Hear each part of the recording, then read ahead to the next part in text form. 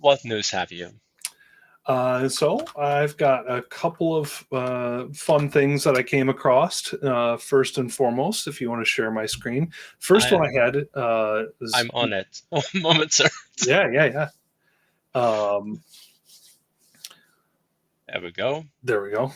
I was just going to preface this first one that I have here, not so much systems management, but it was just interesting that I came across it. Uh, these days, if you record a meeting in Teams, you always have video and audio. But there's actually a new audio only recording option coming through with Teams. I just thought that was interesting as, you know, having to pay attention as an organization to how much storage we're actually using across a tenant in SharePoint, for example. And I don't know about your experience, Johan, but oftentimes in the Teams meeting, really all you need is the audio recording or the transcription or something. If somebody shared a PowerPoint slide deck, for example, they're going to send it along afterwards anyway. So I thought this was a welcome improvement, let's say. Indeed. And with the same thing that the platform we are using for office hours here, the Restream platform, they also always have been given that option to like download only audio only for that reason. Yeah. With it's a very nice touch to it. So I'm glad to see it coming to Teams. Definitely. Another one I came across, this was just kind of a funny sidebar, but Per Larson shared this on X the other day. Legoland being almost done configuring their Windows 11 digital signage. I thought this was funny because based on the date here, likely that they were trying to do some, last minute, get everything upgraded to Windows 11 type thing. So thought it was worth sharing. Plus, I like Lego. If you didn't know, Johan. It's noticeable. It's almost time to switch this one out, but that's for another day. That is for another day, indeed. Another announcement came across. I feel like I've come across this announcement about 50 times in the last 2 years. And I guess it's more of a reminder than anything. But if you are still using AzureAD and AzureAD Preview PowerShell modules, be aware if they have not stopped working already, they will any minute now. So be aware of that. If you have some scripts that you may have forgotten were running or something like that and using this module, if they don't run here coming up soon, this is the likely culprit why you are experiencing that. And I also came across this fantastic, it's short for a Rudy blog post, I would say, and I mean that in a positive way. But came across this blog post from Rudy where he describes that Windows is going to be enumerating unknown SIDs that relate to Entra groups and Entra roles. What I mean by that is if you look here in his screenshot, if you go to a device that is Entra joined, you will often see S-1-12-1 SIDs, which are all Entra SIDs. But then you'll see some of these that look like unknown SIDs. Entra group SIDs, because user accounts will show. Exactly. User accounts will show up just fine. Typically, if it's just a brand new device, what these are by default out of the box are the device administrator role and the global admin role. And up until this point, you've had to actually go through and translate those manually. So this is still in insider builds, but appreciate Rudy bringing this to our attention. This is something that I'm going to be looking out for because Johan and I talk about this from time to time. So this is welcome news. Last but not least, you and I were having a great conversation, as we always do. But before we got started here, I was working with some hardware over the last couple of days that, surprisingly to me, did not have inbox drivers for network. And these were some of the new Dell, I still call them Latitudes, but I think they're Dell Pro devices. Had some issues with the recovery partition that I think I've solved, and then ended up ultimately installing Windows from a flash drive, like we've done 1,000 other times in our careers, and shockingly kept coming up with no network. Shocking to me, as it were. And lo and behold, I ended up downloading the wireless drivers, dropping them on a flash drive, and I've actually never seen the screen that Windows 11 asks you to go ahead and just point to the folder that has the drivers that you need in the out-of-box experience. And why this was a great conversation was because I was complaining about my trials and tribulations to you, and it turned out I realized how much I am often just working with the software side of things these days. I did not think that this was as common as you're seeing in a lot of the work that you do. And you were saying, I thought this was worth talking about on here, because you still see this frequently, and not just network drivers, for example. Oh, I mean, the new Dell Pros, they are notorious, not just for not having full inbox driver support, but also because you have to add basically non-network, non-storage drivers into boot images just to get deployment functional. There are basically chipset type drivers or bus drivers that are involved in that mix as well. And as hardware evolves, inbox drivers won't keep up. So it's quite common that you still have to provide at least a couple of drivers to get the deployment through, but obviously the entire driver package to make it fully happy. And that's also what the vendors are testing with. Their enterprise packages is what they test the drivers with. I have spent, it's a couple of years back now, but I spent a week with Dell in Austin in their lab. It was a beautiful lab, basically just an entire wall in like a warehouse type building in their complex, where they were constantly imaging devices all the time, different builds of Windows, different driver packages. Just, you can see they're just cycling through all the time there. Every possible model they have that was still like in that supported range. Beautiful, of course, to see, but yeah, it's very common that drivers are missing. You have to provide driver packs to them. So it seems like, and by the way, Zach is in the chat here agreeing with you, still having this happen with Dell models 1 to 2 times per year. Get the new Dell WinPE and pray they install in the correct order. And absolutely, that's well said. So I think then, if you're going towards cloud native, which is what I was working on, your options then are use the Dell image basically from the factory, or to your point, use a deployment solution to inject those drivers and reimage the device yourself if you have to. Yeah, and especially if network drivers or inbox drivers doesn't cover network, or more commonly storage, depending on BIOS configuration, and then you may need to make sure that they are available, for example, a WinRE or whatever you need to do to recover that device, something we talked about a couple of times. So yeah, it's fun, or I think it's fun. Well, what about, I have one last question then that I hope is useful for others. We've talked about this a little bit in the past, but as an aside for these devices, what is your take on Dell having the storage set to RAID by default in BIOS?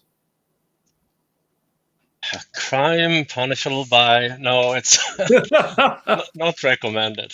I would not recommend. But if you are nice to your Dell rep or whoever vendor you work with, and maybe stick a little extra money on the side when you buy the machines, you can actually tell them how you want to BIOS configured, and they will do it happily for that little small fee, of course. But it's now, luckily, it's not too hard to change that direction, because ACI or HI is supported in box. So you will always have that driver. It's going the other way. That can be problematic. Yeah. So don't do RAID. Friends don't like friends do RAID. Well said. Appreciate your input on that. But I was very happy that you mentioned WinRE because it became a beautiful segue into one of the not so great news from the last couple of days here. So I'm actually going to go ahead and steal the screen just like that. Um,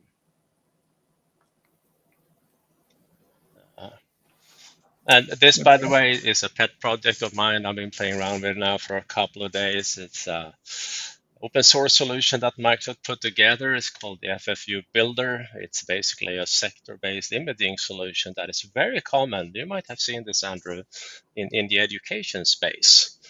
But it will allow you to basically apply an image to a machine in about a minute. It's pretty quick. I hadn't actually. You just gave me something to add to my research list. Weekend list. No, anyhow, I thought it was fun to play around with. I got contacted by a customer, said, I'm trying to figure this out. I need help. I was like, I have never seen this in my life, but I'm pretty good with imaging. I can figure this out. It's just PowerShell behind the scenes. So that's what I've been spending a couple of days with, playing around with. But back to WinRE. That was not the point. Here. Mr. Mike Terrell put it very, very elegantly here. The initial October patch was not great for Windows 11 24H2, 25H2, and as it turned out, also Windows Server 2025. But this was the most important part. Basically, apps or solutions that leverage localhost would fail, and if you try to do a recovery of the device to maybe punch in a BitLocker recovery key or something like that, keyboard and mouse didn't work. And that makes that process just so much harder. So I would say so. So luckily, Microsoft got notified pretty quickly about this. So they released, I believe it was the day before yesterday, they released an out-of-band update. Windows latest posted about this. But this one is available right now for download and installation, rolling out through update. But you can, of course, just snatch that KB number as well. Head over to the catalog site and search for that patch, and you can see you can download that neat little 4 gig package that have that update in it. And this, in turns, is a segue to something very related. Real quick before we segue, sorry, it does look like, I just wanted to confirm this, the last updated on the cumulative update itself looks like the CU was actually re-released. That has been, yeah, it could have been, yeah. Okay. Thank you. Sorry. Yeah, segue. No worries. segue into big updates. Because Mr.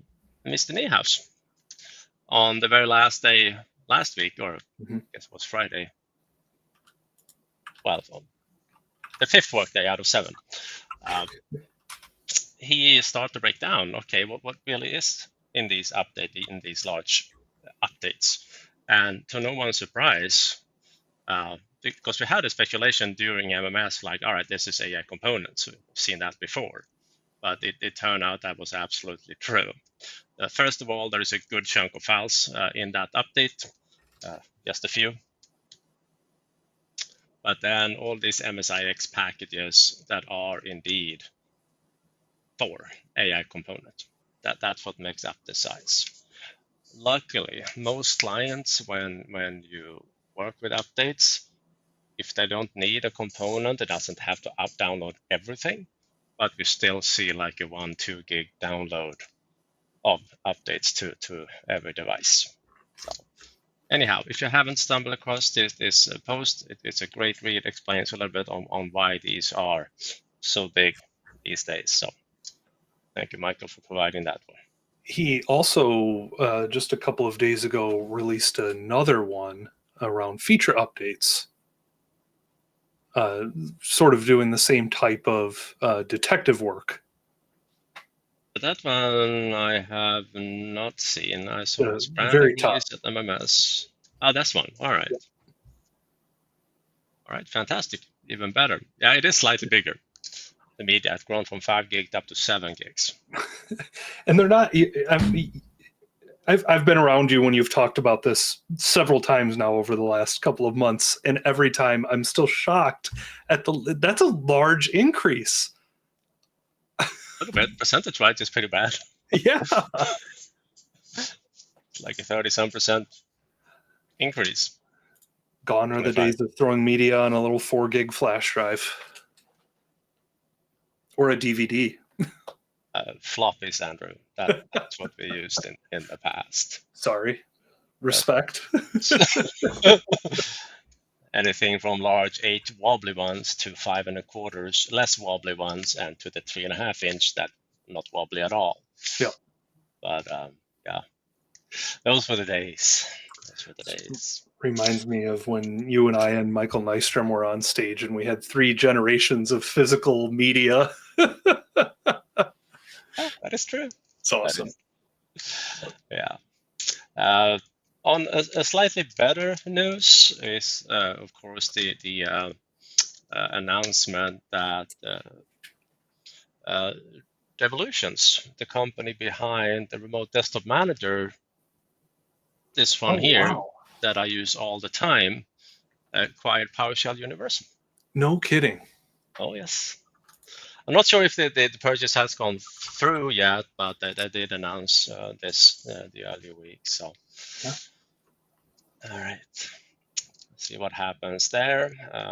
They in the post they told about basically brought that team over into their organization. So that'll be cool, I think. Definitely. Then Mr. Merrill, the gentleman behind Uninstall Graph and behind Graph X-Ray and pretty much everything Entra, he shared that they put out a blog post explaining, it was last week, 17th, basically showcasing what's been doing in that platform. So even though those are for the previous month here, there was a lot of good reading in this post regarding updates for Entra that has been coming out lately. Then there was a post related to what's upcoming in Microsoft Copilot, and more specifically Copilot Actions, basically local agent type solutions that you can play around with, for example, to parse your PDF files or whatever that might be that you want to work with. So I thought that was interesting and mentioning as well. Basically local agents that does the work, whatever that work is. And then I don't think anyone, and this is not on the good side again, this is on the not so good side. Most people noticed that Amazon had a tiny little outage on Monday.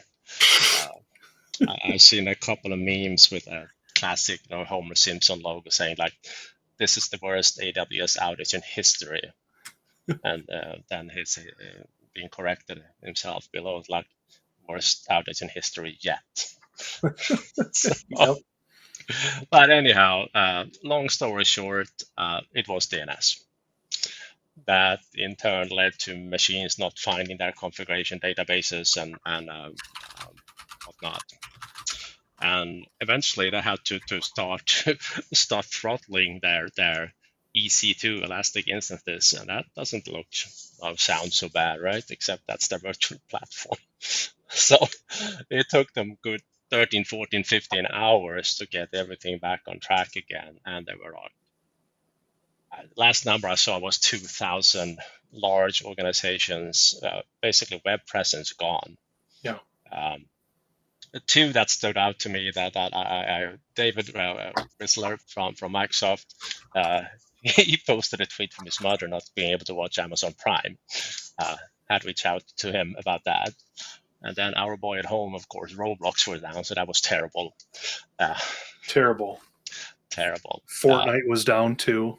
Yeah, it's a big deal. Plus many others. Yeah. But it came to another site that if you do stumble across outages like this, there is one website that simply will explain it all. and this is isitdns.com. It's a great website, and the answer is yes. Always. Unless it's certificates, but otherwise it's always DNS. All right. What else? Microsoft Intune settings. They announced the full support now for 25H2 with 26 additional catalog settings described in that post there. So that one I think was worth mentioning. Let's see what else I stumbled across. Oh, we had the System Center dudes. Also a very timely blog post on how to configure extended updates through Config Manager and Intune, and a really nice walkthrough what it's all about, where you get the stuff and how you're going, what requirements there are and whatnot. A little PowerShell script to help with it, and as always, these folks they are smart. Good blog posts, well explained, like it. Highest stamp of approval. I agree. They made this very easy, this rollout. And another post related to the Copilot changes there. Also upcoming stuff. They posted a demo earlier this week. Must have been some sort of event they were running, because I saw like 3, 4, 5 articles being released at the same time around this, either last week or could have been early this week also. This one obviously early this week. Mm-hmm. So, anyhow, worth mentioning. And then Ben Reader is back from I haven't seen posts from him in quite a while. He works with Patch My PC, but he released a post on the new later changes in the site configuration version 3. Apparently has been completely rebuilt. So I haven't had a chance to play around with this in quite some time. I don't use the original version much at all, but apparently a lot of people like it, so I figured it was worth mentioning. And finally, just because it made me laugh in a day when I needed a laugh, this one here I thought was absolutely brilliant. That is fantastic. That is absolutely fantastic. So I figured it would be worth sharing. But that was what I had in terms of news. A little bit more than usual, but it's been an eventful 2 weeks.